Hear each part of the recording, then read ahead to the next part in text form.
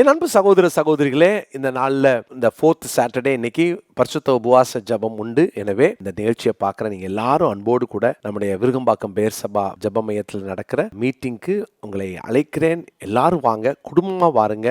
நம்ம எல்லாரும் சேர்ந்து தேசத்துக்காக ஜெபிப்போம். இன்றைக்கு டேனியல் இயேசுவை ஆதார ஊழியங்கள் செய்கிற சகோதரன் அவர்கள் நம்ம மத்தியில் கர்த்தருடைய வார்த்தையை கொடுப்பாங்க. நானும் உங்கள் நடுவில் இருப்பேன். நம்ம ஜபத்தில் நான் நடத்த விரும்புகிறேன் இன்னைக்கு. அது மாத்திரமல்ல, விசேஷமாக நான் பலவீனப்பட்ட வியாதிப்பட்ட கட்டுகளோடு இருக்கிறவர்களுக்கும் நாங்கள் ஜெபிக்க ஆயத்தமாக இருக்கிறோம். நீங்கள் வாங்க, நம்ம சேர்ந்து தேசத்துக்காக ஜெபம் பண்ணலாம். நாம் ஆண்டவருடைய நாமத்தை மகிமைப்படுத்துவோம். God bless you.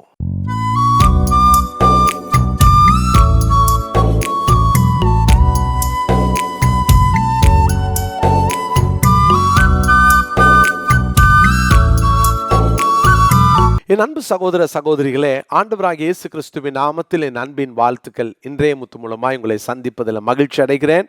பிரியமானவர்களே, யோவான் 16 அதிகாரத்தின் 33வது வசனத்தை நான் வாசிக்கிறேன். என்னிடத்தில் உங்களுக்கு சமாதானம் உண்டாயிருக்கும் பொருட்டு இவைகளை உங்களுக்கு சொன்னேன். உலகத்தில் உங்களுக்கு உபத்திரவம் உண்டு, ஆனாலும் திடன் கொள்ளுங்கள், நான் உலகத்தை ஜெயித்தேன். அது சொன்னார், என்னிடத்தில் உங்களுக்கு சமாதானம் உண்டாய் இருக்கும் பொருட்டு இவைகளை உங்களுக்கு சொன்னேன். உபத்திரவ நேரத்தில் ஒரு சமாதானத்தை ஆண்டவராகிய இயேசுவினிடத்திலிருந்து நாம் பெற்றுக்கொள்ள முடியும். வேற எங்கேயும் அந்த சமாதானத்தை பார்க்க முடியாது. உபத்திரவத்திலே சமாதானத்தை காத்துக்கொள்ளுங்கள். இதான் இந்த நாளினுடைய செய்தியின் தலைப்பு. உபத்திரவத்திலே சமாதானத்தை காத்துக்கொள்ளுங்கள். நிறைய உபத்திரங்கள் வழியாக கடந்து போகும்போது சிலவங்க சொல்லுவாங்க, இந்த டென்ஷனில் நான் கோவப்பட்டுட்டேன், இந்த டென்ஷனில் என்ன சொன்னேன்னு தெரியல, சொல்லிட்டேன், வார்த்தையை விட்டுட்டேன், இந்த உபத்திரவ நேரத்தில் நான் ரொம்ப குழம்பி போயிட்டேன்.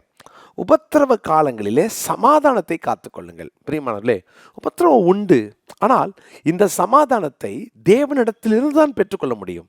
நான் சந்தோஷத்தையும் கர்த்தரிடத்திலிருந்து தான் பெற்றுக்கொள்ள முடியும். கர்த்தருக்குள்ளே தான் அந்த சந்தோஷத்தை அனுபவிக்க வேண்டும் என்பதை நான் சொன்னேன். அதே போல இந்த சமாதானத்தை சமாதானக்காரனராகிய இயேசுவை தாண்டி வெளியில் எங்கேயும் பெற முடியாது. அப்போ கர்த்தருக்காக நீங்கள் சந்திக்கிற ஒவ்வொரு உபத்திரவங்களும், ஒவ்வொரு உபத்திரவத்தின் பாதைகளும் நம்ம வாழ்க்கையை அது மெருகேற்றும். நம்முடைய அனுபவங்களை ஆண்டவர் அழகாக மாற்றப் போகிறார். ஆனால் அந்த காலத்திலே தேவை தேவ சமாதானம்.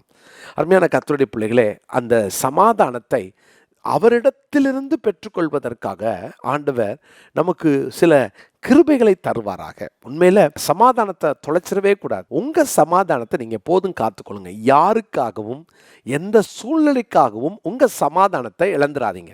நம்ம தான் நம்ம சமாதானத்தை இழக்கிறோம். எனவே நீங்க உங்க சமாதானத்தை காத்துக்கொள்ளணும். நம்ம இழக்கவும் முடியும், அந்த சமாதானத்தை காத்துக்கொள்ளவும் முடியும். கிறிஸ்துவுக்குள்ள நீங்க அந்த சூழ்நிலைகளை கையாளும் பொழுது ஆண்டவராகிய இயேசு இந்த இடத்துல எப்படி இருப்பார்? ஆண்டவராகிய இயேசுவா இருந்தால் அவர் என்ன மாதிரி பிஹேவ் பண்ணியிருப்பார்?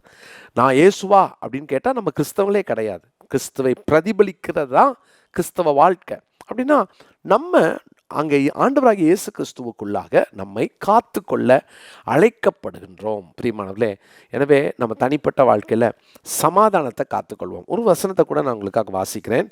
யோவான் சுவிசேஷம் 20ஆம் அதிகாரத்தில் ஆண்டவராகிய இயேசு கிறிஸ்து உயிர் தெழுந்து விட்டார். சீஷர்கள்லாம் பயந்து பூட்டிய வீட்டுக்குள்ளே இருக்காங்க. இந்த 20:19 பாருங்களேன். வாரத்தின் முதல் நாளாகிய அன்றைய தினம் சாயங்கால வேளையிலே சீஷர்கள் கூடியிருந்த இடத்தில் யூதர்களுக்கு பயந்ததினால் கதவுகள் பூட்டி இருக்கையில் இயேசு வந்து நடுவே நின்று உங்களுக்கு சமாதானம் என்றார். உங்களுக்கு சமாதானம். இதுதான் இந்த உபத்திரவ காலங்களில் ஆண்டவராகிய இயேசு கிறிஸ்துவின் சீஷர்கள் கதவை பூட்டிட்டு இருக்கும்போது இயேசு வந்து நின்று சொல்லுகிறார், உங்களுக்கு சமாதானம். அந்த சமாதானத்தை நம்ம எல்லாரும் பெற்றுக்கொள்ளணும். உபத்திரவ நேரங்களில் நம்ம ஒவ்வொரு நாளும் சமாதானத்தை நம்ம செக் பண்ணிக்கிட்டே இருக்கணும். என் சமாதானம் போகுதா? என் சமாதானத்தை நான் இழக்கிறேன்னா? யாரோ ஒருத்தர் என் சமாதானத்தை கெடுக்க முடியுமா? முடியும். யாரோ ஒருத்தருடைய சத்தத்துக்கு நீங்கள் செவி கொடுத்து நீங்கள் அவங்கள ரொம்ப கவனிச்சிங்கன்னா, உபத்திரவத்தில் என்னை பரியாசம் பண்ணுறாங்க, உபத்திரவத்தில் என்னை புரிஞ்சிக்கல, உபத்திரவ நேரங்களில் என் கூட நிற்கலை அப்படின்னு நீங்கள் மற்றவங்கள பார்த்தீங்கன்னா உங்கள் சமாதானத்தை நீங்கள் இழந்துருவீங்க. உங்கள் சமாதானத்தை நீங்கள் காத்துக்கொள்வதற்கு உபத்திரவத்தில் நீங்கள் தேவ சமாதானத்தை உங்கள் வாழ்க்கையில் ஒவ்வொரு நாளும் அனுபவிக்க உங்களை வாழ்த்துகிறேன்.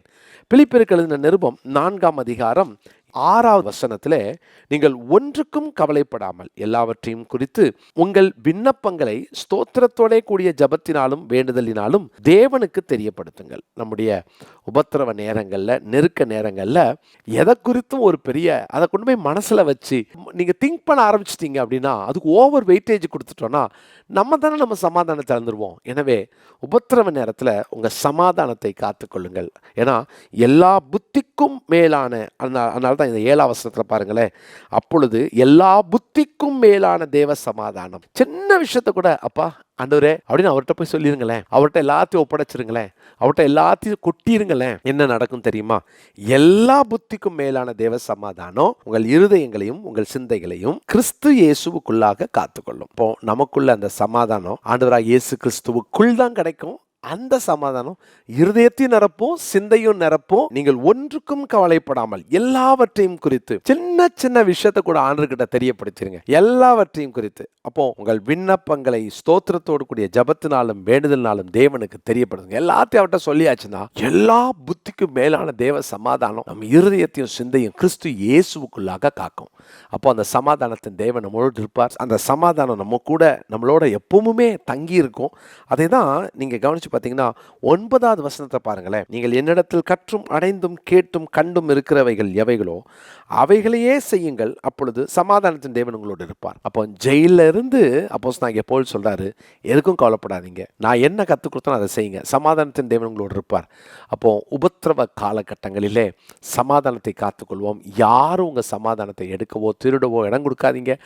அவங்க மேல, அந்த பிரச்சனையின் மேல உங்க சிந்தையை நிறைய செலுத்தி உட்கார்ந்து அதை குழப்புறதுக்கு பதிலாக எல்லாத்தையும் அவர்கிட்ட தெரியப்படுத்திட்டு நீங்க நிம்மதியா இருங்க. அவர்கிட்ட எல்லாத்தையும் தெரியப்படுத்திட்டு நம்மளும் உட்கார்ந்து கவலைப்பட்டு பிரயோஜனம் இல்லைல்ல.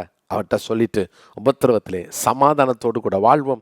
கர்த்தர் அந்த கிருபைகளை நமக்கு தருவாராக. பிலிப்பியருக்கு எழுதின நிருபம் 4ஆம் அதிகாரத்தின் 9வது வசனத்தை இந்த நாளுக்குரிய மனப்பாட வசனமாய் குறித்துக் கொள்ளுங்கள். பிலிப்பியர் 4:9. கர்த்தர் உங்களை ஆசீர்வதிப்பார். ஜெபிக்கலாம். நல்ல தகப்பனே, இந்த நாளுக்காக ஸ்தோத்திரிக்கிறோம். இந்த உபத்திரவ காலங்களில் சமாதானத்தை நாங்கள் காத்துக்கொள்ள, சமாதானத்தை இழந்து போகாமல், எந்த இடத்திலும் யாரிடத்திலும் தொலைத்து விடாமல் அதை கவனமாய் காத்துக்கொள்ள உதவி செய்யுங்க. உபத்திரவ காலங்களிலே தேவ சமாதானம், உம்முடைய சமாதானம் எங்கள் இருதயத்தையும் சிந்தையும் கிறிஸ்து இயேசுவுக்குள்ளாய் காக்கட்டும் என்று நாங்கள் ஜெபிக்கிறோம். சமாதானத்தை இழந்திருந்தாங்கன்னா இன்னைக்கு அந்த சமாதானத்தை திரும்ப தந்து உங்கள் பிள்ளைகளை மகிழ பண்ணும், மகிமைப்படும். இயேசுவின் நாமத்தில் ஜெபிக்கிறோம் நல்ல பிதாவே, ஆமென். என் அன்பு சகோதர சகோதரிகளே, இந்த நாளில் இந்த 4th சாட்டர்டே இன்னைக்கு பரிசுத்த உபவாச ஜபம் உண்டு. எனவே இந்த நிகழ்ச்சியை பார்க்குற நீங்கள் எல்லாரும் அன்போடு கூட நம்முடைய விருகம்பாக்கம் பேர் சபா ஜப மையத்தில் நடக்கிற மீட்டிங்க்கு உங்களை அழைக்கிறேன். எல்லாரும் வாங்க, குடும்பமாக வாருங்க. நம்ம எல்லாரும் சேர்ந்து தேசத்துக்காக ஜெபிப்போம். இன்றைக்கு டேனியல் இயேசுவை ஆதார ஊழியங்கள் செய்கிற சகோதரன் அவர்கள் நம்ம மத்தியில் கர்த்தருடைய வார்த்தையை கொடுப்பாங்க. நானும் உங்கள் நடுவில் இருப்பேன். நம்ம ஜபத்தில் நான் நடத்த விரும்புகிறேன் இன்னைக்கு. அது மாத்திரமல்ல, விசேஷமாக நான் பலவீனப்பட்ட வியாதிப்பட்ட கட்டுகளோடு இருக்கிறவர்களுக்கும் நாங்கள் ஜெபிக்க ஆயத்தமாக இருக்கிறோம். நீங்கள் வாங்க, நம்ம சேர்ந்து தேசத்துக்காக ஜெபம் பண்ணலாம். நாம் ஆண்டவருடைய நாமத்தை மகிமைப்படுத்துவோம். God bless you.